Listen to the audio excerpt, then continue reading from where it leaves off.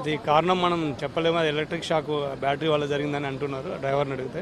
ఎప్పుడైతే డ్రైవర్ ఆ బస్సులో ఫ్లేమ్ మంట నోటీస్ చేసినో ఇమీడియట్లీ అతను చాలా తెలివిగా బస్సుని రోడ్డుకు మొత్తం లెఫ్ట్కి దించేసి బంకు దాటిచ్చి కొంచెం దూరం ముందు న్యూట్రల్లో తీసుకొచ్చి పెట్టి ఇమీడియట్లీ 100 డయల్ కాల్ చేయడం జరిగింది.